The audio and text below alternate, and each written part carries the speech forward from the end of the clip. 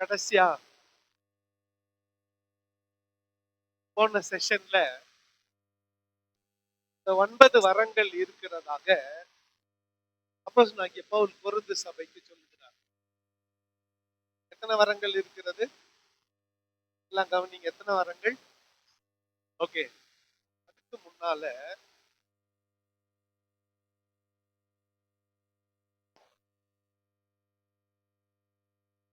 ஏழாம் வசனம், ஆவியினுடைய அனுக்கிரகம் அவனவனுடைய பிரயோஜனத்துக்கென்று அளிக்கப்பட்டிருக்கிறது. 11ஆம் வசனம், இவைகளை எல்லாம் அந்த ஒரே ஆவியானவர் நடப்பித்து தமது சித்தத்தின்படியே அவனவனுக்கு பகிர்ந்து கொடுக்கிறார். ஓகே, இந்த 9 வரத்தை கொடுக்கிறவர் யாரு?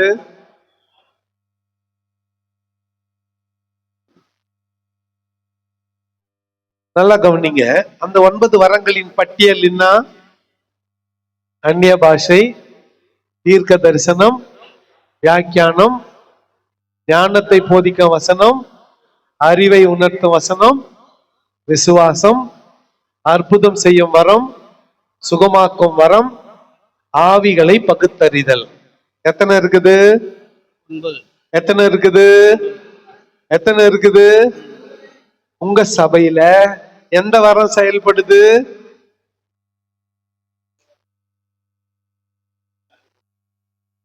இன்னும் நீ உடலையா? வேற அதிகாரத்துக்கு போலியா? அங்கே இருக்கிறியான்னு கேக்குறீங்க. இன்னும் கொஞ்சம் தெளிவுபடுத்த வேண்டியது. அதனால்தான். சரி, எல்லாருக்கும் பிடிச்ச வரம் எது சொல்லுங்க. ஏன் அற்புதம் செய்ய வரத்தை கேட்க மாட்டேன்றீங்க? ஏன் சுகமாக்கம் வல்லமைய கேட்க மாட்டேன்றீங்க? ஏன்?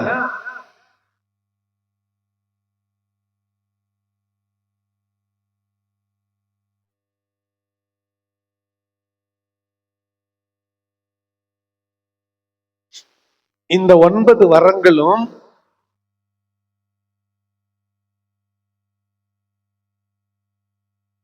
சபையின் வளர்ச்சிக்காக. எதுக்கு?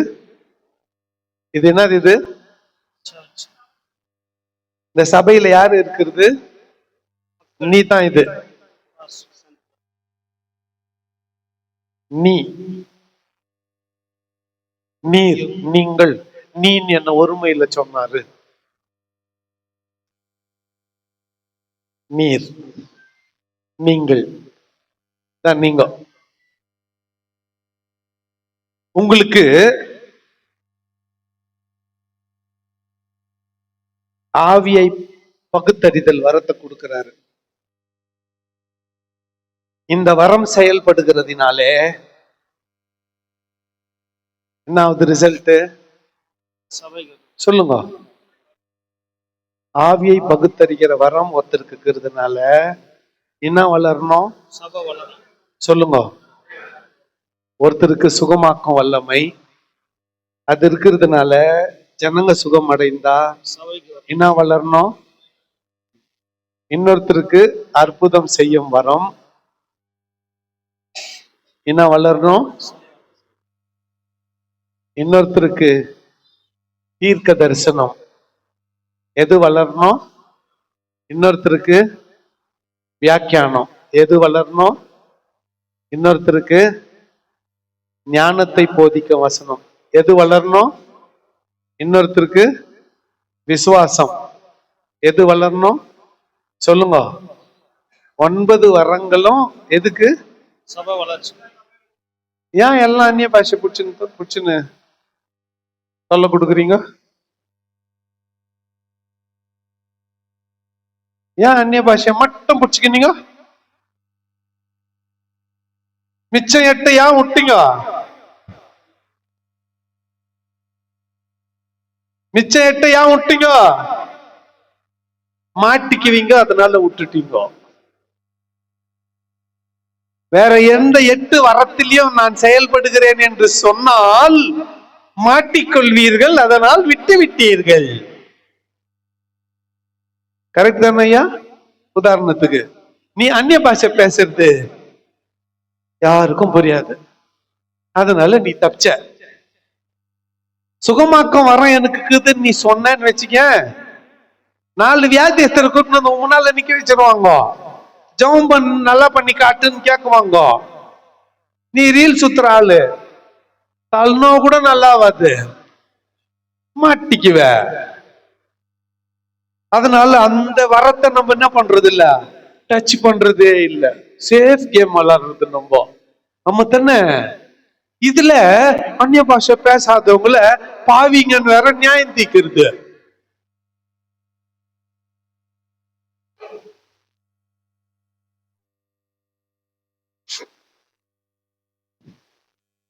ஏன் மற்ற 8 வரங்களை கேட்க மாட்டேன்றீங்க? சரி, ஒருத்தருக்கு அந்நிய பாஷை வரம் இல்லை, ஆனா அவருக்கு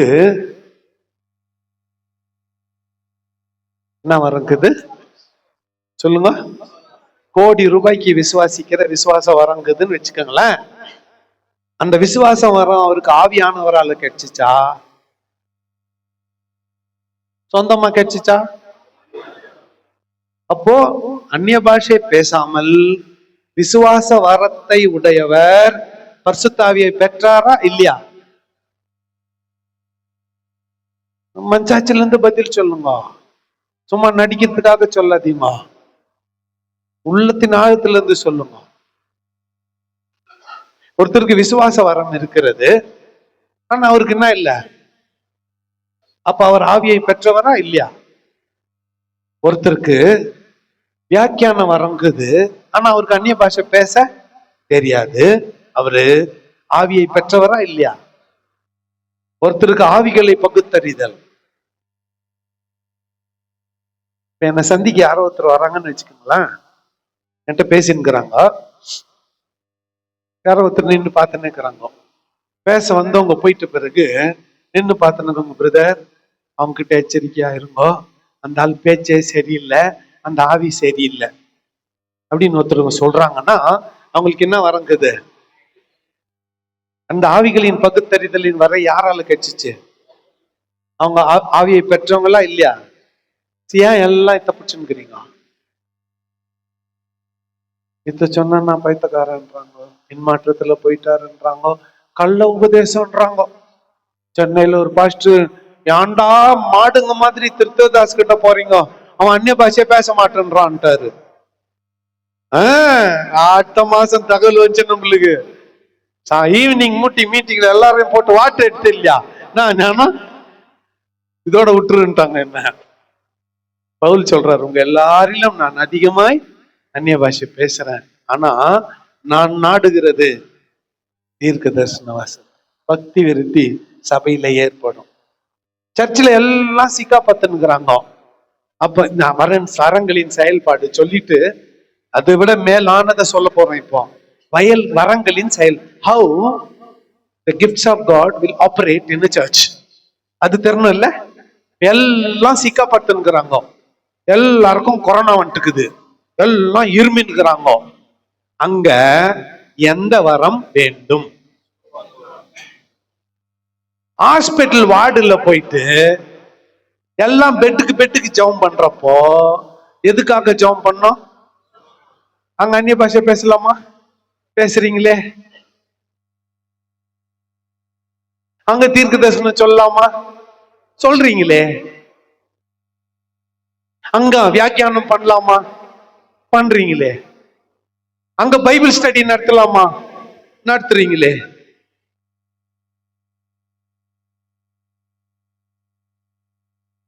எல்லாம் சிக்காப்பட்டு அங்க தேவை. ஒரு குடும்பத்துல வறுமை தாண்டவம் ஆடுது, சாப்பாட்டுக்கே வழி இல்லை, அந்த வீட்டை விசிட் பண்ண போய் இருக்கிற, அங்க என்ன ஜெபம் பண்ணோம்? அங்க தீர்க்க தரிசனம் சொல்லலாமா? சொல்லாமா? சொல்றீங்களே. இன்னும் சொல்ல போனா ஏழ்பட்டுங்க வீட்டுல தான் நிறைய சொல்றீங்களே. என்னத்த அப்ப ஏமாத்துறீங்க தானே? அங்க என்ன தேவை? ஆவியானவர் உனக்கு சொல்லியா? அங்க அற்புதம் தேவைன்றது ஆவியானவர் உனக்கு சொல்லியா? ஏழப்பட்ட வீட்டுல அற்புதம் தேவைன்னு ஆவியானவர் சொல்லியா? அங்க எதை பத்தி பேசணும், எதை பத்தி ஜெபிக்கணும்? சொல்லுங்க சொல்லுங்க. 4 வாலிப பிள்ளைங்க உங்ககிட்ட வந்தாங்க. 4 வாலிப பிள்ளைங்க வந்தாங்க. பாஸ்டர், +2 பாஸ் பண்ணிட்டேன், அடுத்து என்ன பண்றதுன்னு தெரியல, எனக்காக ஜெபம் பண்ணுங்க பிரதர். எதுக்காக ஜெபம் பண்ணணும் சொல்லுங்க. ஆண்டவரே, இந்த பிள்ளைகளுக்கு ஞானத்தையும், நிறைய நேரத்தில் ஒன்னா போவோம், ஞானத்தை போதிக்கும் வசனத்தையும், அறிவை உணர்த்தையும் வசனத்தையும் தாரும், அடுத்து என்ன செய்ய வேண்டும் என்கின்ற ஒரு தெளிவை தாரும் அப்படின்னு எதுக்காக ஜெபிக்கணும் சொல்லுங்க. சரி, இங்க சுகத்துக்காக ஜெபிக்கலாமா? எல்லாம் வாலிபால் ஆடுனுங்கிறாங்க வாலிப பசங்க. வாங்க பிள்ளைங்களே, I'm going to pray for your healing. சொல்லலாமா? சொல்லுங்க, சொல்லலாமா? கூடாது. அங்க தேவையானது இது. ஒரு சபை உட்கார்ந்து, சபை வெள்ளிக்கிழமை உபாச கூட்டம், சபையாரெல்லாம் உட்கார்ந்து ஒரு முடிவு எடுக்கணும். அடுத்து என்ன பண்றதுன்னு தெரியல, ஜெபம் பண்ணுகிறோம். ஆண்டவரே, ஒரு ஒரு வழியை காட்டுங்க, ஒரு முடிவை காட்டுங்கன்றப்போ கர்த்தர் ஒருத்தரை பரிசுத்த ஆவியில நிரப்பி அவங்க என்ன பேசணும், எல்லாம் சர்ச்சுக்காரெல்லாம் படுக்க போட்டு ஜுரத்துல பத்துன்னு இருந்தா அங்க போய் தீர்க்க தரிசனம் சொல்றது. உன் தீர்க்க தரிசனத்தை எடுத்து போடு. அங்க தேவையானது என்ன? சிக்கா பத்துங்கிற இடத்துல தேவையானது என்ன? சுகமாக்கும் வரம். இவைகள் எல்லாவற்றையும் இந்த ஒரே ஆவியானவர் நடப்பிக்கிறார். எப்படி பவுலித்த முடிக்கிறதுனா, இதை காட்டிலும் மேலான ஒன்றை உங்களுக்கு காண்பிக்கிறேன், அதுக்கு பேரு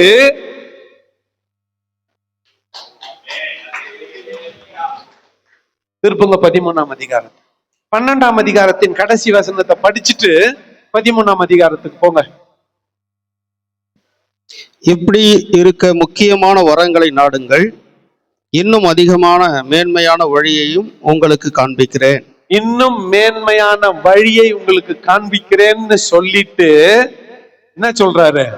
நான் மனுஷர் பாஷைகளையும் தூதர் பாஷைகளையும் பேசினாலும் அன்பு எனக்கு இராவிட்டால் சத்தமிடுகிற வெங்கலம் போலவும் ஓசை இடுகிற கைத்தாளம் போலவும். அன்பு இல்லாமல் பேசப்படுகிற அந்நிய பாஷை, அன்பு இல்லாமல் பேசப்படுகிற அந்நிய பாஷை சத்தமிடுகிற வெண்கலம் போலவும் ஓசையிடுகிற கைத்தாளம் போலவும் இருக்கிறது. அது வெறும் சத்தம் தான், ஒண்ணுமில்ல. அன்பில்லாத பேசுற அந்நிய பாஷை வெறும் சத்தம் தான், ஒண்ணுமில்ல. நான் சொல்ல, பவுல் சொல்றாரு. உங்க கோபத்தை பவுல் மேல காட்டுங்க, பரலோகத்துக்கு போனா என்ன ஃப்ரீயா விட்டுருங்க. 2ஆம் வசனம், நான் தீர்க்க தரிசன வரத்தை உடையவனாய் இருந்து சகல ரகசியங்களும் சகல அறிவையும் அறிந்திருந்தாலும், மலைகளை பெயர்க்கத்தக்கதாக சகல விசுவாசம் உள்ளவனாய் இருந்தாலும், அன்பு எனக்கு இராவிட்டால் நான் ஒன்றும் இல்லை. பாருங்களேன், அன்பு இல்லைன்னா அந்நிய பாஷை ஒன்னும் இல்லைன்ட்டாரு. அன்பு இல்லைன்னா தீர்க்க தரிசனமும் விசுவாசமும், அறிவை உணர்த்தும் வசனமும், இந்த 3 ஒன்னும் இல்லைன்ட்டாரு. தப்பு போட்டுனே வந்துடலாம் எதெல்லாம் இல்லைன்னு. அன்பு இல்லைன்னா அந்நிய பாஷை ஒன்னும் இல்லை, அன்பு இல்லைன்னா தீர்க்க தரிசனம் ஒன்னும் இல்லை, அன்பு இல்லைன்னா விசுவாசம் ஒன்னும் இல்லை, அன்பு இல்லைன்னா அறிவை உணர்த்ததும் ஒன்னும் இல்லை. நெக்ஸ்ட், எனக்கு உண்டான யாவற்றை நான் அன்னதானம் பண்ணினாலும் என் சரீரத்தை சுட்டெரிக்கப்படுவதற்கு கொடுத்தாலும் அன்பு எனக்கு இராவிட்டால் எனக்கு பிரயோஜனம் ஒன்றும் இல்லை. ரொம்ப ஜெனரஸ் ஆயிட்டீங்க நீங்க, ரொம்ப உதாரத்துவமாய் கொடுக்குறவங்க ஆயிட்டீங்க. சொத்தெல்லாம் வித்து அன்னதானம் பண்ணிட்டீங்க. அப்படி பண்ணிட்டு அன்பு உனக்கு இராவிட்டால் நீ ஒன்றும் இல்லை. சரீரத்தையே சுட்டெரிக்க கொடுத்தாலும் விஸ்வாமித்திரர் மாதிரி அன்பு உனக்கு இராவிட்டால் நீ ஒன்றும் இல்லை, பிரயோஜனம் ஒன்றும் இல்லை. சரி, அந்த அன்புக்குன்னு சில குணங்கள் இருக்கிறது. அது என்ன? அன்பு நீடிய சாந்தமும் அன்பு நீடிய சாந்தமும் தயவும் உள்ளது. தயவும் உள்ளது. அன்புக்கு பொறாமை இல்லை. நீங்க பிரதர் சிஸ்டர், அன்புக்கு இதுக்கு இந்த வந்த வாழ்வு பத்தியான அன்பு சொல்லாது. இது என்ன ஆட்டுது பத்தியான அன்பு சொல்லாது. அன்பு எப்படிப்பட்டது? பொறாமை நீடிய சாந்தமும் தயவும் உள்ளது. அன்புக்கு பொறாமை இல்லை. அடுத்து அன்பு தன்னை புகழாது. இருமாப்பாயிராது. கவனிங்க ஃபர்ஸ்ட், அன்பு தன்னை புகழாது. என்னை பத்தி 4 வார்த்தை சொல்லியா? நான் சொன்னேன்னு சொல்லாத, நீயே சொல்ற மாதிரி சொல்லு. நம்ம தானே செட்டப் பண்ணிடுறது. நான் சென்னைக்கு வரேன் 4ஆம் தேதி, அங்க பாஸ்டர்ஸ் ஃபெல்லோஷிப்ல என்ன பேச கூப்பிட்டுக்கிறாங்க. நீயும் வந்துரு, ஒரு சால்வை ஒரு மாலை, இந்த ஒரு 500 வச்சுக்கோ. நானே கொடுக்கறது. என்னத்துக்க? எனக்கு சால்வைக்கும் எனக்கு மாலைக்கும் காசு நானே கொடுக்கறது. ஒரு 4 பேரை செட்டப் பண்ணிக்கோ. நான் என் செய்திக்கு முன்னால நீங்க 4 பேர் எஞ்சி எனக்கு என்ன சொல்லணும்? சாட்சி சொல்லணும், பெருமையா சொல்லணும். அப்படி நான் சொன்னேன்னா எனக்குள்ள என்ன இல்ல? அன்பு இல்ல. அன்பு தன்னை புகழாது. அடுத்து இருமாப்பாயிராது. நான் யார் தெரியுமா அப்படின்னா, மகனே மகளே, உனக்கு அன்பு இல்லைன்னு அர்த்தம். நீ எவ்வளவு பெரிய ஆளா இருந்தாலும் you are good for nothing. நீ வேஸ்ட் பீஸ், நீ ரிஜெக்டட் பீஸ், நீ சால்வேஜ், நீ வேஸ்டேஜ். வேஸ்டேஜ் எங்க போவோம்? டஸ்ட்பின்.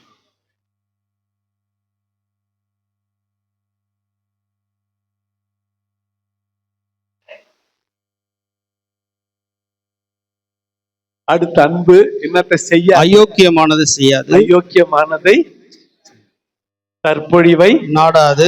அன்புக்கு சினமடையாது. கோபம் வராது, உருன்னு இருக்காது. நேற்று காலையில எப்போ சொன்னோம்ல, எப்போ மார்னிங் டிவோஷன்ல தான் எப்படி மேட்ச் ஆகுது பத்தியா? அன்பு எப்பவுமே உருன்னு இருக்காது. எப்பன்னா வரணும், கோவம் வந்த மாதிரி போயிடணும். எப்பவுமே கோவம் வந்தா நீ மூட. எப்பவுமே நீ கோவமா இருந்தா அபிகாயில் புருஷன் சீக்கிரம் செத்துடுவ. அப்புறம் டேவிட்டுக்கு பொண்டாட்டி ஆயிடுவாவும்.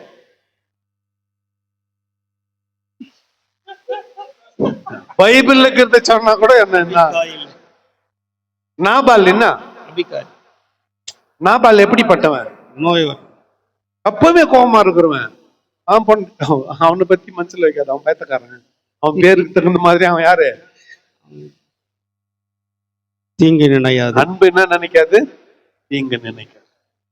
அநியாயத்தில் செய்யாது. அநியாயத்தில் சந்தோஷப்படாமல். அநியாயத்தில் சந்தோஷப்படாமல் சத்தியத்தில் சந்தோஷப்படும். கவனிங்க, அப்படியே போயின்னுக்கிறோம். யாரோ ஒருத்தர் ஊந்துட்டாங்க. ஃபர்ஸ்ட் என்ன பண்றோம் நம்ம? ஐயா ஃபர்ஸ்ட் சிரிக்கிறோம். அது ரெண்டாவது. ஃபர்ஸ்ட்னா யாரோ விழுந்தாங்கன்னா நம்ம என்ன பண்றோம்? ஃபர்ஸ்ட் வர்றது இல்லன்னா அதான் உண்மை. அப்புறமா தான் தூக்கி விடுறோம். ஊழ்ந்துட்டு நம்ம அப்பா அம்மா தூக்குறோம். இதுக்கே ஒரு கதை சொல்லணும் போல இருக்குது. ஒருத்தர் தவறி விழுந்துட்டா ஃபர்ஸ்ட் வர்றது என்ன? சிரிப்பு தான். வேணும்னே இல்ல, தப்பு இல்ல, அது எக்ஸ்பிரஷன். அதுலயும் ஊழ்ந்துட்டுது. நம்ம அப்பா அம்மானா அழ வரும், பொண்டாட்டிக்கு அப்பா அம்மானா சிரிப்பு வரும்.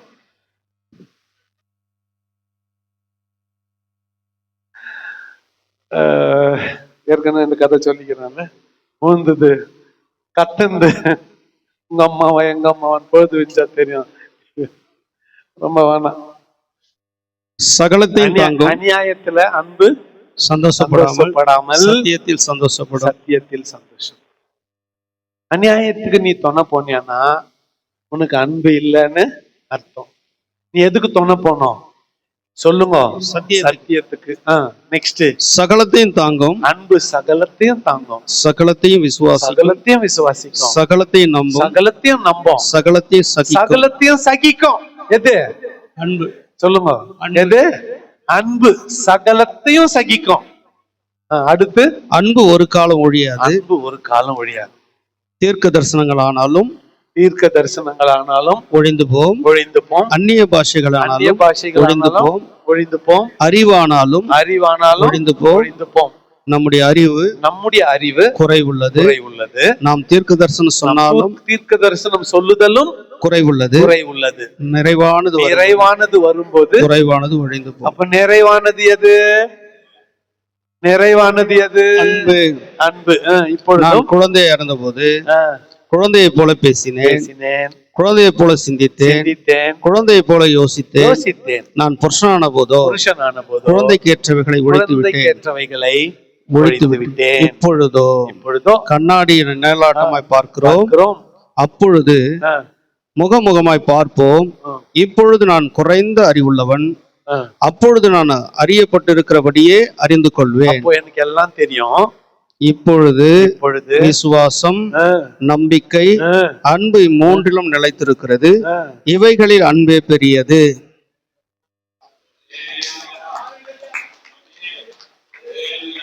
ஒன்பது வரங்களுக்கு அச்சாரமே அன்பாச்சே. ஆண்டவரே, உம் அன்பு எனக்கு தார நெத்தின் பேர் ஜெபம் பண்ணிக்கிறீங்க. என்னை அன்புள்ளவனா மாற்றம் நெத்தின் பேர் ஜெபம் பண்ணிக்கிறீங்க. அந்நிய பாஷை கொடு, தீர்க்க தரிசனம் கொடு, சுகமாக்கம் வல்லமை கொடு, அறிவை புண்ணத்தும் வல்லமை கொடு. ஆண்டவர் சொல்றாரு, நீ வெங்கலம் தான், நீ பெல்லு, நீ காலிங் பெல்லு, நீ ரயில்வே பெல்லு, நீ டிங்டாங் பெல்லு, நீ கோயில் பெல்லு. நீ வெறும் பெல்லு தான், நீ வெறும் சட்டை போட்டு தான் இருப்ப. அன்பு உனக்கு இராவிட்டால் நீ இந்த வரங்கள் எல்லாவற்றிலும் மேலான ஒன்றை சொல்லுகிறேன். அந்த மேலான எது? அன்பு. இது நிறைவானது. இந்த நிறைவானது வரும் பொழுது இந்த குறைவுகள் எல்லாம் ஒழிந்து போகும். இந்த கடல்ல இவைகள் எல்லாம் மூழ்கி போயிடும். புரிஞ்சுச்சா? எந்த கடல்ல? அன்புன்ற கடல்ல வரங்கள் எல்லாம் மூழ்கி போயிடும். ஒரு வரமும் இல்லை, அன்பு மட்டும் இந்த சபை வளரும். எந்த வரமும் இல்லை சர்ச்சில், ஒருத்தனுக்கு சுகம் வருது இல்ல, அன்பு மட்டும் இந்த சபை வளரும். அந்த அன்பு அகாப்பே அன்பாக இருக்க வேண்டும், நிபந்தனையற்ற அன்பாக இருக்க வேண்டும். Unconditional love. எங்கேயோ போது இல்ல, இது ட்ராக் வேற எங்கேயோ போது இல்ல. இவ்வளவு நாள் வரம் தான் முக்கியம்ட்டு என்ன பண்ணிட்டு இருந்தான்? இது பாருங்க, இவைகளிலும் மேலான ஒன்றை உங்களுக்கு சொல்லுகிறேன், காட்டுகிறேன். அது என்ன? அன்பு. இந்த அன்பு, அந்நிய பாஷை பேசுனா அன்பு இல்லைன்னா ஒண்ணும் இல்ல, தீர்க்க தரிசனம் உரைச்சா அன்பு இல்லைன்னா ஒண்ணும் இல்ல, இதெல்லாம் இருந்தா கூட அன்பு இல்லைன்னா ஒண்ணு இல்ல. இப்பொழுது விசுவாசம், நம்பிக்கை, அன்பு இம்மூன்றும் நிலைத்திருக்கிறது. இவைகளில் அன்பே பெரியது. அதனால்தான் பாட்டு பிறந்துச்சு, அன்பே பிரதானம் சகோதர அன்பே பிரதானம். இல்ல, அன்பு நீடிய சாந்தமும்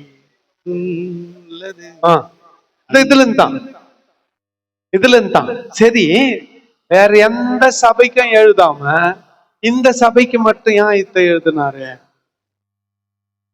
இவ்வளவு நாள் இந்த சபைக்காரன் அன்புனா வேற ஒண்ணு நினைச்சுன்னுதான். அட முட்டாளு, அடி முட்டாளு, அது இல்லடா அன்பு. அன்பு சகலத்தையும் தாங்கும், சகலத்தையும் நம்பும், சகலத்தையும் சகிக்கும், சகலத்தையும் ஏற்றுக்கொள்ளும். அன்புக்கு இருமாப்பு இல்ல, அன்புக்கு கோபம் இல்ல, அன்புக்கு பழி வாங்குற சுவாபம் இல்ல. அன்பு பொறுத்துக்கும், தொல்லைய பொறுத்துக்கும். அன்பு எது சொல்லுங்க, எதையா? தொல்லைய பொறுத்துக்கும் அன்பு. இதெல்லாம் குறை உள்ளது. இந்த குறை உள்ளது எதனால நிறைவு பெறும்? அன்பினால நிறைவு. அன்பே பெரியது. ஆகவே அன்பை நாடுங்கள். ஆகவே 14ஆம் வசனம் முதல் 14ஆம் அதிகாரம் முதல் வசனம். அன்பை நாடுங்கள், ஞான வரங்களை விரும்புங்கள், விசேஷமாய் தீர்க்க தரிசன வரத்தை விரும்புங்கள். ஏனெனில் அந்நிய பாஷையில் பேசுகிறவன் ஆவியினாலே ரகசியங்களை பேசினாலும் அவன் பேசுகிறதை ஒருவனும் அறியாது இருக்கிறபடியினாலே அவன் மனுஷரிடத்தில் பேசாமல் தேவனிடத்தில் பேசுகிறான். தீர்க்க தரிசனம் சொல்லுகிறவனோ மனுஷருக்கு பக்தி விருத்தியையும் புத்தியையும் ஆறுதலும் உண்டாகத்தக்கதாக பேசுகிறான். அந்நிய பாஷையில் பேசுகிறவன் தனக்கே பக்தி விருத்தி உண்டாக பேசுகிறான். தீர்க்க தரிசனம் சொல்லுகிறவனோ சபைக்கு பக்தி விருத்தி உண்டாக பேசுகிறான். நீங்கள் எல்லாரும் அந்நிய பாஷைகளை பேசும்படி விரும்புகிறேன். ஆகிலும் அந்நிய பாஷைகளில் பேசுகிறவன் சபைக்கு பக்தி விருத்தி உண்டாகும்படி. இருங்க, கொஞ்சம் இருங்க, கடந்து போக வேண்டாம்.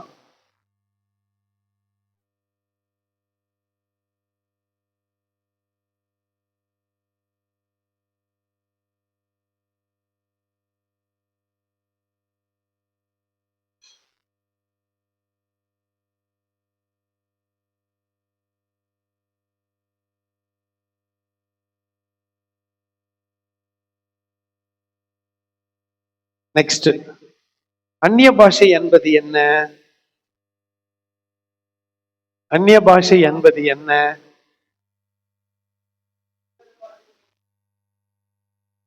வசந்த பச்சன் சொல்லு, வாய்க்கு சொல்லாத. பைபிள் என்ன இருக்குது முன்னால?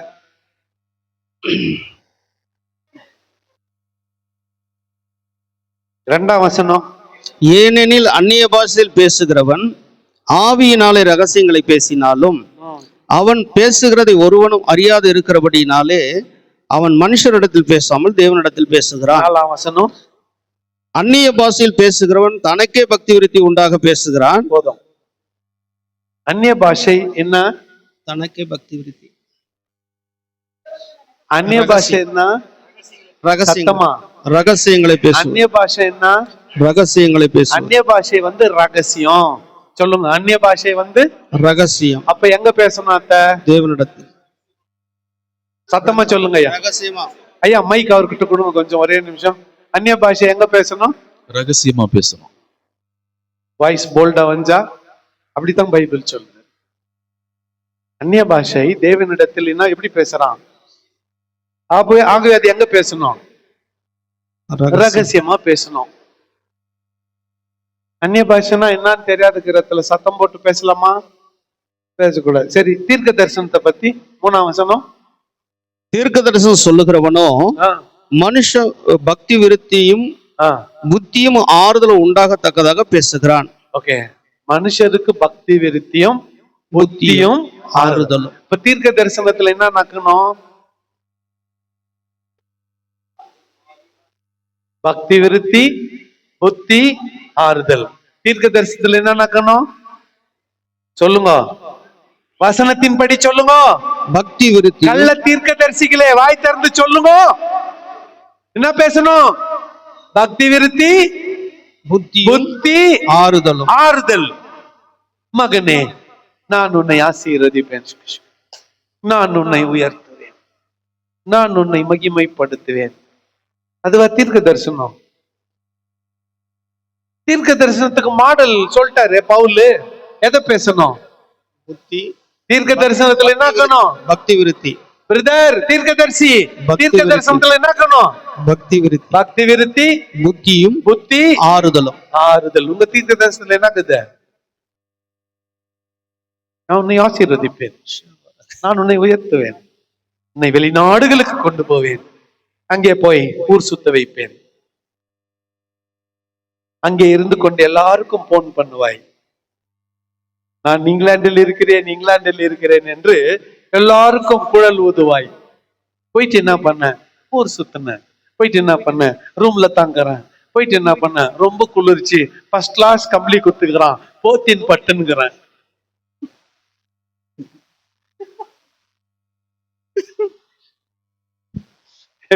கம்பளி போத்தின் பத்துக்கிறதுக்கு நாட்டுக்கிறான்.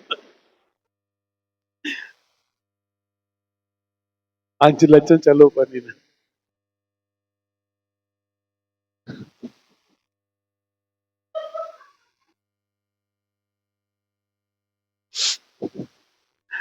ஆண்டவரே, கர்த்தாவே,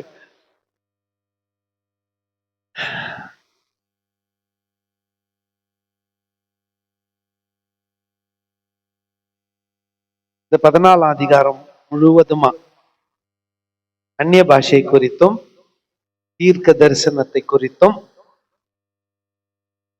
அது எப்படி, எங்க பேசணும், எங்க பேசக்கூடாது, சபை கூடி வந்திருக்கும் பொழுது கவனிங்க, சபை கூடி வந்திருக்கும் பொழுது ஒருத்தன் அந்நிய பாஷையில பேசினா அதை வியாக்கியானம் பண்ண இன்னொரு ஆளு இல்லைன்னா சபை கூடுதலில் அந்நிய பாஷை பேசக்கூடாது. புரியுதா? நான் சொல்லல, யார் சொல்லிக்கிறாரு? பவுல் சொல்லுகிறார். வியாக்கியானம் பண்ண ஒருவன் இல்லாத பட்சத்தில் சபை கூடி வரும் பொழுது அந்நிய பாஷை பேசுதல் கூடாது. 19ஆம் வசனம் படிங்க. 14, 19. அப்படி இருந்தும் நான் சபையிலே நான் சொல்லிடுறேன், உங்கள் எல்லாரிலும் நான் அதிகமாய் பாஷைகளை பேசுகிறேன், இதற்காக என் தேவனை நான் ஸ்தோத்தரிக்கிறேன்.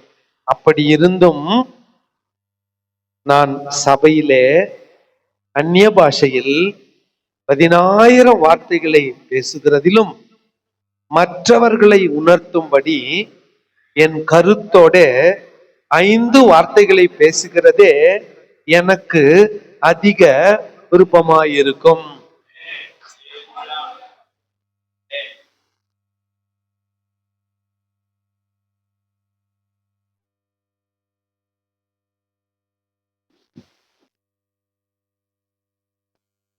இருபத்தி 3ஆம் வசனம்.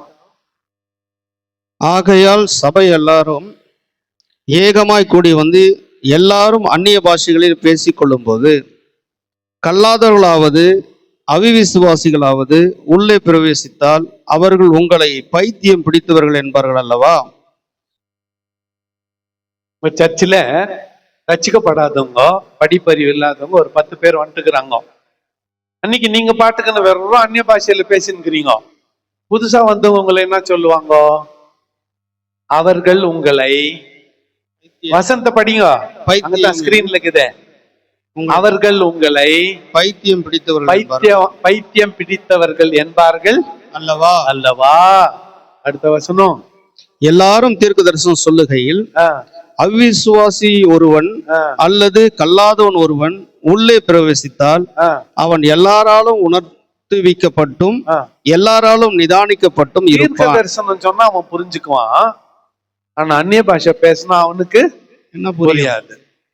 அடுத்த வசனம். அவனுடைய இருதயத்தின் அந்தரங்கங்களும் வெளியரங்கமாகவும் தீர்க்க தரிசனம் அவன் முகம் குப்புற விழுந்து, தீர்க்க தரிசனத்தை கேட்கிறவன் முகம் குப்புற விழுந்து தேவனை பணிந்து கொண்டு, தரிசனம் சொல்லுகிறவர்களை பணிந்து கொண்டு, அப்படியே தேவனை பணிந்து கொண்டு, யாரு பணிந்து கொண்டு?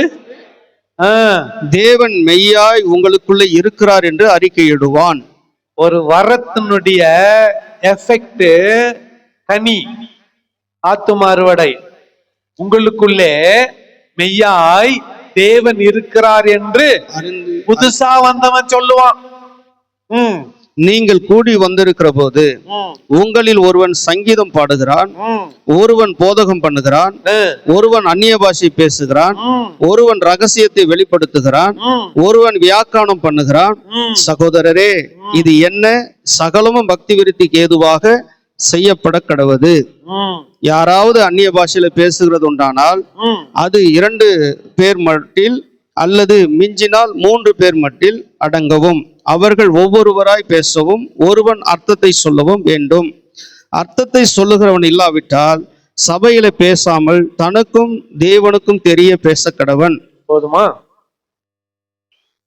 நான் சொல்ற இந்த உபதேசம் எங்கிருந்து வந்துச்சுன்னு தெரிஞ்சுச்சா?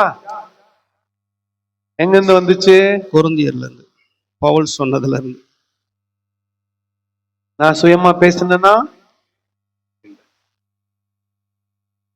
அப்ப எப்படித்தான்? அந்நிய பாஷை அர்த்தத்தை சொல்ல ஒருத்தன் இல்லைன்னா பொது வெளியில பேசாதீங்க. ஆனா ஆண்டவர்கிட்ட நீங்க என்ன பேசணும்? ரகசியம் பேசணும். யாருக்கிட்ட பேசுங்க? பாருங்க, அர்த்தம் சொல்லுகிறவன் இல்லாவிட்டால் சபையில பேசாம தேவனுக்கும் தெரிய பேச கடவுள். நாளைக்கு காலையில 5:30 மணிக்கு நீங்க ஏஞ்சி அந்த காருங்க நிக்குதே அந்த கிரவுண்டு கிட்ட போயிட்டு சத்தம் போட்டு பேசுங்க. என்னத்த? உங்களை யாரும் கேட்க போறது இல்ல. ஆனா 6 மணிக்கு என்ன வந்து எல்லாரும் 6 மணிக்கு எல்லாரும் ஜெபம் பண்ண வந்துருவாங்க. அப்ப கத்தாத, உனக்கும் ஆண்டவருக்குமான தனிப்பட்ட நேரத்துல என்ன பண்ண? சத்தமா மற்றவங்களுக்கு டிஸ்டர்ப் ஆகாத. நான் ரூம்ல நான் சொன்னேன், தூங்குற இடத்துல நான் சொன்னேன், எங்க தனிமையில. சபையில இல்ல, சபையில பேசுனா வியாக்கியானம் பண்றவன் இருந்தா பேசு, விளக்கி சொல்றவன் இருந்தா பேசு, இல்லைன்னா என்ன பண்ணாத. ஏன் இது சொன்னார்னா, கொரிந்து சபையில ஒரே குழப்பம், சத்தம். ஒருத்தர் பிரசங்கம் பண்ணுப்பாரு, இன்னொருத்தர் அந்நிய பாஷை பேசினுப்பாரு, இன்னொருத்தர் வியாக்கியானம் பண்ணுப்பாரு, இன்னொரு பாட்டு பண்ணுப்பாரு. ஒரே நேரத்துல எல்லாம் நடக்கும். என்ன நடக்குதுன்னு யாருக்குமே தெரியாது. பார்த்தாரு, ஏன்பா அப்படி பண்றீங்க? 2 இல்ல 3 பேர் அந்நிய பாஷை பேசலாம், அதோட நிறுத்துங்க. அந்த அந்நிய பாஷை பேசினவனுக்கு ஒருத்தன் என்ன சொல்லணும்? அர்த்தம் சொல்லணும். அர்த்தம் சொல்றவன் அன்னைக்கு வரலன்னா அன்னைக்கு என்னத்துக்கு லீவு? அந்நிய பாஷைக்கு அன்னைக்கு லீவு. ஏன்னா யாரு வரல, பதிலா எங்க போய் பேச? தண்ணியில போய் பேசு. நெக்ஸ்ட், தீர்க்க தரிசனங்கள் 2 பேராவது 3 பேராவது பேசலாம், மற்றவர்கள் நிதானிக்க கடவார்கள். மற்றவர்கள் பேசுகிற அந்த தீர்க்க தரிசனத்தை என்ன பண்ணோம்? நிதானிக்க வேண்டும். அங்கே உட்கார்ந்திருக்கிற மற்றொருவனுக்கு ஏதாவது வெளிப்படுத்தப்பட்டால் முந்தி பேசினவன் பேசாமல் இருக்க கடவன். ஒருவேளை நீங்க தீர்க்க தரிசனம் சொல்லி முடிச்சுட்டு இன்னொருத்தர் ஸ்டார்ட் பண்ணிட்டா, ஃபர்ஸ்ட் பேசுனீங்களே நீங்க நிறுத்திக்கணும் அப்படின்றார். எல்லாரும் 37 படிங்க. ஒருவன் தன்னை தீர்க்கதரிசி என்றாவது ஆவியை பெற்றவன் என்றாவது எண்ணினால், நான் உங்களுக்கு எழுதுகிறவைகள் கர்த்தருடைய கற்பனைகள் என்று அவன் ஒத்துக்கொள்ள கடவன். கொஞ்சம் நிறுத்திருங்க, எல்லாம் என்ன கொஞ்சம் பாருங்க. இவ்வளவு நேரம் என்னத்தை பத்தி பேசி எழுதியிருந்தாரு? அந்நிய பாஷை பத்தி, தீர்க்க தரிசனத்தை பத்தி. இதெல்லாம் கேட்டீங்கல்ல, இதெல்லாம் படிச்சீங்க இல்ல? கட்சியா ஒன்னு சொல்றேன். ஒருவன் தன்னை தீர்க்கதரிசி என்றாவது ஆவியை பெற்றவன் என்றாவது நினைத்தால், எண்ணினால், நான் உங்களுக்கு எழுதி இருக்கிற இவைகள் கர்த்தருடைய கற்பனைகள் என்று கர்த்தருடைய கற்பனைகள் என்று அவன் கொள்ள கடவன்.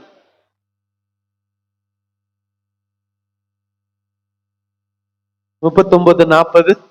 இப்படி இருக்க சகோதரரே, தீர்க்க தரிசனம் சொல்ல நாடுங்கள், அந்நிய பாஷைகளை பேசுகிறதற்கும் தடை பண்ணாதிருங்கள், சகலமும் நல்லொழுக்கமாயும் கிரமமாயும் செய்ய கடவது. லாஸ்டா கவனிங்க, அந்நிய பாஷையை பேச தடை பண்ணக்கூடாது. எப்ப சொல்றேன்னு கேளுங்க. இங்க ஒரு 120 பேர் இருக்கிறோமா? அந்நிய பாஷைன்னு ஒரு வரங்குதுன்னு ஒத்துக்கிறீங்களா? எல்லாரும் நல்லா கை தூக்கி காட்டுங்க. அந்நிய பாஷைன்னு ஒரு வரம் இருக்குது, எல்லாரும் ஒத்துக்கிறீங்களா? சத்யராஜயா, சத்யராஜயா அந்நிய பாஷை பேசுனா நீங்க யாரும் கேலி பண்ண மாட்டீங்களே? சொல்லுங்க, மாட்டீங்களே? பேசாதுக்கிறீங்களே, கேலி பண்ண மாட்டீங்களே? அந்நிய பாஷைன்னு ஒரு வரங்குது, ஒத்துக்கிறீங்க தானே? இவர் அந்நிய பாஷையில பேசினா உங்களுக்கு சந்தோஷம் தானே? கதவு சாத்துங்க, ஜன்னல்ல மூடுங்க, பாட்டு ஸ்டார்ட் பண்ணுங்க. எல்லாமே உண்டு, ஜிம்தகா ஜிம்தகா ஜிம்தகா கத்துங்க, கூச்சல் போடுங்க, அந்நிய பாஷை போடுங்க. பில்டிங் இடிஞ்சு வந்தா கூட எனக்கு கவலை இல்லை. ஒரே ஒருத்தர் அந்நிய பாஷைய நம்பாதவங்க இருந்தா பேசாது. எல்லாரும் தான் நம்புறவங்களா இருந்தா அந்நிய பாஷை பேசுறது என்ன பண்ணாதீங்க, தடை பண்ணாதீங்க. இன்னைக்கு வேணும்னா இன்னைக்கு சாயந்தரம் கிளாஸ் எல்லாம் முடிஞ்ச பிறகு ஒரு செஷன் வச்சுக்கலாம். எதுக்கு? நான் அத தடை பண்ணல, தப்பா பயன்படுத்தாதீங்கன்னு சொல்றேன். புரியுதா? அந்நிய பாஷைக்கு விரோதமானவன் நான் இல்ல. நானு பெந்தகோஸ்து சபையிலே பிறந்து வளர்க்கப்பட்டவன். புரியுதா? ஆனா அத என்ன பண்ணக்கூடாது, தவறா பயன்படுத்தக்கூடாது. புரிஞ்சுச்சா? எப்படி முடிச்சாரு பாருங்க. சகலமும்.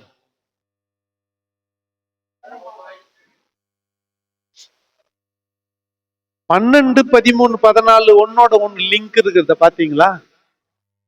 12 13 14 இந்த 3 அதிகாரமும் 12ஆம் அதிகாரத்துல வரங்களை சொல்லிட்டாரு, 13ஆம் அதிகாரத்துல அன்பை சொல்லிட்டாரு, 14ஆம் அதிகாரத்துல திரும்பி தீர்க்க தரிசனத்தையும் அந்நிய பாஷையும் பத்தியுமே பேசிட்டாரு. அப்ப இது 3ம் ஒன்னோட ஒண்ணு லிங்க் இருக்குது. சபையின் வளர்ச்சிக்காக கொடுக்கப்பட்ட வரங்கள். 15ஆம் அதிகாரத்திற்கு. அன்றியும் சகோதரரே, ம், நான் உங்களுக்கு பிரசங்கித்த சுவிசேஷத்தை மறுபடியும் உங்களுக்கு தெரியப்படுத்துகிறேன். ம், நீங்களும் அதை ஏற்றுக்கொண்டு அதிலே நிலைத்திருக்கிறீர்கள். ம். நான் உங்களுக்கு பிரசங்கித்த பிரகாரமாய் நீங்கள் அதை கைக்கொண்டிருந்தால் அதனாலே ரட்சிக்கப்படுவீர்கள். மற்றபடி உங்கள் விசுவாசம் விருதுவாய் இருக்குமே. நான் அடைந்ததும் ஐயா, கொஞ்சம் 20 நிமிஷம் இருக்குது, 2 அதிகாரம் போனோம். நான் சொல்ற வசனங்களை மட்டும் படிச்சுன்னு போங்க. கொஞ்சம் நம்ம கொஞ்சம் இதை நல்லா இன்ட்ரெஸ்டிங்கா கொண்டு போகலாம்.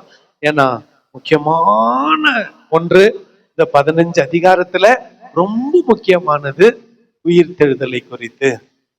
எதை குறித்து சொல்லுங்க. பவுலு கொரிந்து பட்டணத்துல பிரசங்கம் பண்ணிட்டு 2 வருஷம் ஊழியம் பண்ணிட்டு போயிட்டாரு.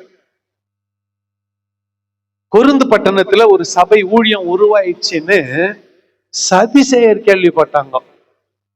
யார் கேள்விப்பட்டாங்க? சதிசெயர் என்ன பண்ணாங்க? சுவிசேஷம் என்ற போர்வையில, எதுல போர்வையில எங்க போயிட்டாங்க? கொரிந்து பட்டணத்துக்கு போயிட்டாங்க. எங்க போயிட்டாங்க? பொருந்துபட்ட அங்க போயிட்டு மரித்தோரின் உயிர்த்தெழுதல் இல்லை அப்படின்னு ஜனங்களுக்குள்ள விதைய விதைச்சிட்டாங்க. இதை குறித்து யார் கேள்விப்பட்டது? பவுல் கேள்விப்பட்டார். கேள்விப்பட்ட உடனே இவர் என்ன பண்றாரு? ஆதி முதல் ஸ்டார்ட் பண்றாரு பவுல். எப்படி? 5ஆம் வசனத்துல இருந்து 10ஆம் வசனம் வரை. கேபாவுக்கும் பின்பு 12 தரிசனமானார். ஆண்டவர் உயிர்த்தெழுந்து அடக்கம் பண்ணப்பட்டு வேத வாக்கியங்களின்படி 3ஆம் நாளில் உயிர்த்தெழுந்து கேபாவுக்கும் பின்பு 12 தரிசனமானார். அதன் பின்பு அவர் 5 பேருக்கு அதிகமான சகோதரருக்கும் 500 பேருக்கு அதிகமான சகோதரருக்கும் ஒரே வேளையில் தரிசனமானார். அவர்களில் அநேகர் இந்நாள் வரைக்கும் சிலர் மாத்திரம் நித்திரை அடைந்தார்கள். இந்நாள் வரைக்கும் இன்னைக்கு நினைச்சுக்காதீங்க. 52 வரை, ஏடி 52 வரை. ஏன்னா இந்த புத்தகம் எழுதப்பட்டது ஏடி 52ல. பின்பு யாக்கோபுக்கும் அதன் பின்பு அப்போஸ்தலர் எல்லாருக்கும் தரிசனமானார். எல்லாருக்கும் பின்பு அகால பிறவியை போன்ற எனக்கும் தரிசனமானார். அகால பிறவியை போன்ற எனக்கும் தரிசனமானார். நான் அப்போஸ்தலர் எல்லாரிலும் சிறியவனாய் இருக்கிறேன். தேவனுடைய சபையை துன்பப்படுத்தினதினாலே நான் அப்போஸ்தலன் என்று பெயர் பெறுவதற்கும் பாத்திரன் அல்ல. ஆகிலும் நான் இருக்கிறது தேவ கிருபையினாலே இருக்கிறேன். அவர் எனக்கு அருளிய கிருபை விருதுவாய் இருக்கவில்லை. அவர் எல்லாரிலும் நான் அதிகமாய் பிரயாசப்பட்டேன். ஆகிலும் நான் அல்ல, என்னுடனே இருக்கிற தேவ கிருபை அப்படி செய்தது. 12ஆம் வசனம். கிறிஸ்து மரித்தோரிலிருந்து எழுந்தார் என்று பிரசங்கிக்கப்பட்டிருக்க மரித்தோரின் உயிர்த்தெழுதல் இல்லை என்று உங்களில் சிலர் எப்படி சொல்லலாம்? 13. மரித்தோரின் உயிர்த்தெழுதல் இல்லாவிட்டால் கிறிஸ்துவும் எழுந்திருக்கவில்லையே. கிறிஸ்து எழுந்திருக்கவில்லை என்றால் எங்கள் பிரசங்கமும் விருதா, உங்கள் விசுவாசமும் விருதா. 15. மரித்தோர் உயிர்த்தெழாவிட்டால் தேவன் எழுப்பாத கிறிஸ்துவை அவர் எழுப்பினார் என்று நாங்கள் தேவனை குறித்து சாட்சி சொன்னதினாலே தேவனுக்காக பொய் சாட்சி சொல்லுகிறவர்களாகவும் காணப்படுவோமே. மரித்தோர் உயிர்த்தெழாவிட்டால் கிறிஸ்து எழுந்திருக்கவில்லை. கிறிஸ்து எழுந்திராவிட்டால் உங்கள் விசுவாசம் வீணாயிருக்கும், நீங்கள் இன்னும் உங்கள் பாவங்களில் இருப்பீர்கள். கொஞ்சம் இங்க நிறுத்திக்கலாம். இயேசுநாதருடைய உயிர்த்தெழுதலை குறித்து ரொம்ப டீட்டெயிலா பவுல் இங்க எழுதுறார்.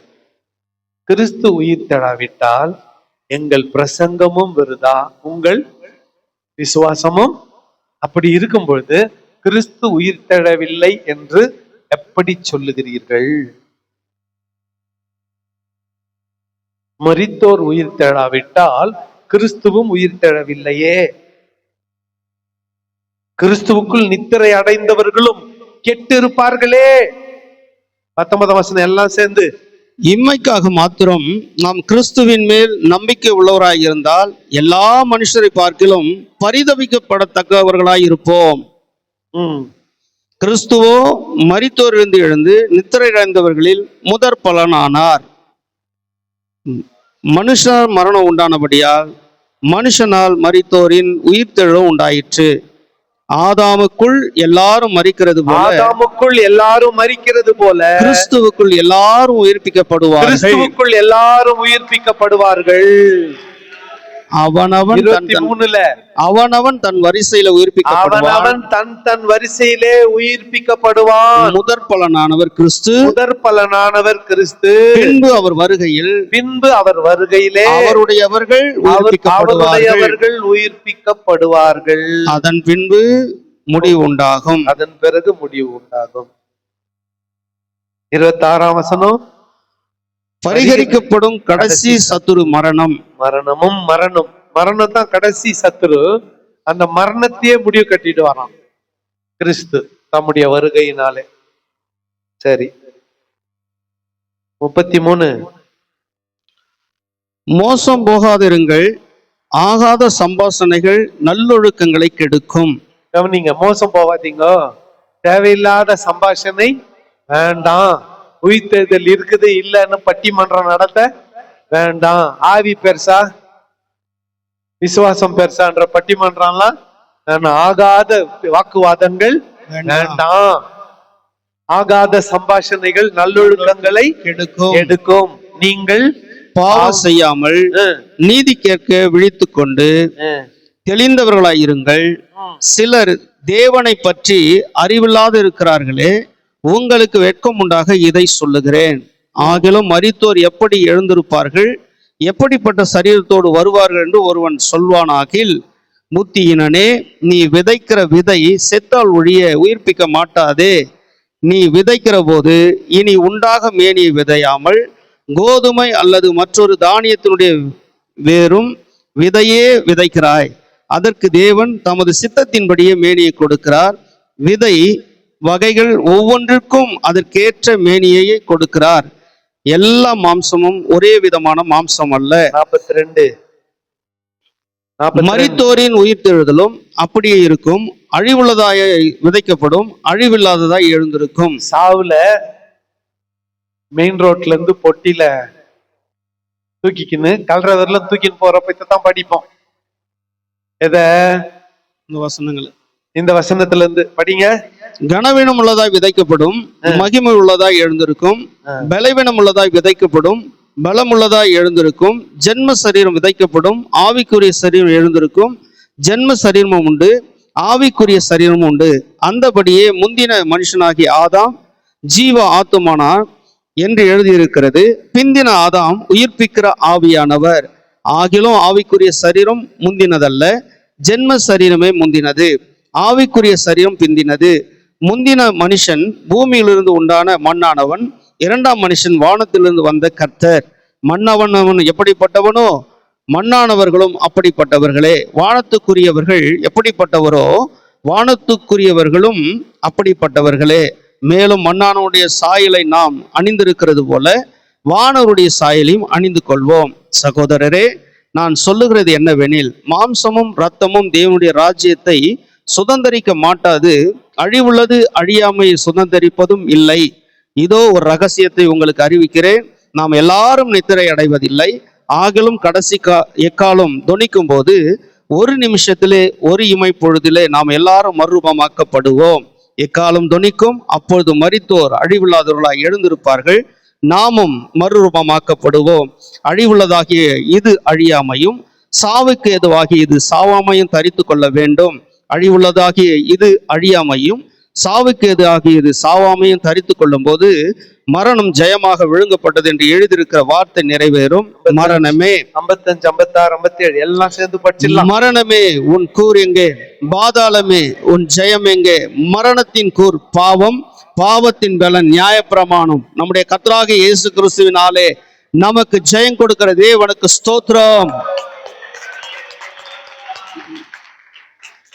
நம்முடைய கர்த்தராகிய இயேசு கிறிஸ்துவினாலே நமக்கு ஜெயம் கொடுக்கிற தேவனுக்கு மரணமே உன் கூர் எங்கே? பாதாளமே உன் ஜெயம் எங்கே? மரணத்தின் கூர் பாவம், பாவத்தின் பலன் நியாயப்பிரமாணம். நம்முடைய கர்த்தராகிய இயேசு கிறிஸ்துவினாலே நமக்கு ஜெயம் கொடுக்கிற தேவனுக்கு ஸ்தோத்திரம், ஸ்தோத்திரம், ஸ்தோத்திரம், ஸ்தோத்திரம், ஸ்தோத்திரம். அப்படி முடிக்கணும் என் வாழ்க்கைய. உயிர்த்தெழுதல் இல்லைன்னு பேசின்னுக்கிறீங்க. அப்படி முடிக்கணும் வாழ்க்கைய. எப்படி? நம்முடைய கர்த்தராகிய இயேசு கிறிஸ்துவினாலே நமக்கு ஜெயம் கொடுக்கிறது. எதுக்கு விரோதமா? மரணத்துக்கு விரோதமா. பரிகரிக்கப்படுகிற கடைசி சத்துரு மரணம். எக்காலம் துணிக்கும். இமைப்பொழுதுல மரித்தோர் உயிரோடு எழுந்திருப்பார்கள், நாமும் மர்மம் அடைவோம். அப்போ அருமையா அப்போஸ்தலனாகிய பவுல் உயிர்த்தெழுதலை குறித்து சொல்லுகிறார். இதத்தான் மரித்தோரின் உயிர்த்தெழுதலும் அப்படியே இருக்கும். அழிவுள்ளதாய் விதைக்கப்படும், அழிவில்லாததாய் எழுந்திருக்கும். கனவீனம் உள்ளதாய் விதைக்கப்படும், மகிமை உள்ளதாய் எழுந்திருக்கும். மண்ணானவனுடைய சாயலையும் நாம் அணிந்திருக்கிறது போல வானவருடைய சாயலையும் அணிந்து கொள்வோம். மாம்சமும் இரத்தமும் தேவனுடைய ராஜ்யத்தை சுதந்தரிக்க மாட்டாது. அழிவுள்ளது அழியாமையை சுதந்தரிப்பதில்லை. இதோ ஒரு ரகசியத்தை உங்களுக்கு அறிவிக்கிறேன். நாம் எல்லாரும் நித்திரை அடைவதில்லை. ஆகிலும் கடைசிய காலம் தொனிக்கும் போது ஒரு நிமிஷத்திலே, ஒரு இமை பொழுதிலே நாம் எல்லாரும் மறுபமாக்கப்படும். காலம் தொனிக்கும். அப்பொழுது மரித்தோர் அழிவில்லாதவர்களாய் எழுந்திருப்பார்கள், நாமும் மறுபமாக்கப்படுவோம். அழிவுள்ளதாகிய இது அழியாமையை தரித்துக் கொள்ளும். சாவுக்கு ஏதுவாகிய இது சாவாமையை தரித்துக் கொள்ள வேண்டும். மரணமே கூர் எங்கே? பாதாளமே மரணத்தின் கூர், பாவத்தின் பலன் நியாயப்பிரமாணம். நமக்கு ஜெயம் கொடுக்கிற தேவனுக்கு, நம்முடைய கர்த்தராகிய இயேசு கிறிஸ்து தேவனுக்கு சோத்திரம், சோத்திரம், சோத்திரம், சோத்திரம், சோத்திரம், சோத்திரம், சோத்திரம், சோத்திரம், சோத்திரம். இப்படி முடிக்கணும் என்று சொல்லி அப்படியே முடிக்கிறேன். ஜெபம் பண்ணுவோம். ஆண்டவரே, அற்புதமான ஆண்டவரே, நல்லதொரு வார்த்தையால் கேட்டிருக்கிறோம். மரணத்தை குறித்தும் ஆண்டவரே, பவுல் ஆண்டவர் உயிர்த்தெழுதலை குறித்தும் பேசிய வார்த்தைகள் கூட ஆனக்கூடிய சோத்திர ஆண்டவரே, நீ நாங்கள் பயப்பட மாட்டோம், மரணத்தை கண்டு பயப்படக்கூடாது என்று சொல்லி, மரணமே கூர் எங்கே, பாதாளமும் ஜெயம் எங்கே கூடிய ஆண்டவரே, நாங்கள் கேட்ட வசந்தபடி ஆண்டவரே, எங்கள் ஐயா அது மூலமாய் எங்களுக்கு அற்புதமாய் தெளிவாய் கொடுத்ததுக்காக அவரையும் அவர் செய்கிற ஊழியங்கள் அவருடைய குடும்பத்தாரையும் கூட ஆண்டவரே அபிரதமாய் ஆசிர்வதிக்கும்படியாக ஜெபிக்கிறோம். குறிப்பாக நாட்கள் கூட ஆண்டவர் நாங்கள் கேட்ட வசனப்படி நாங்கள் நடக்கத்தக்கதாக எங்களை பயன்படுத்துங்க. அதன்படி நடக்க ஆண்டவர் நாங்கள் பலப்படுத்த எங்களுக்கு பலன் கொடுங்க. ஆசீர்வதிங்க. இயேசு கிறிஸ்துவின் நாமத்தில் ஜெபிக்கிறோம் நல்ல பிதாவே.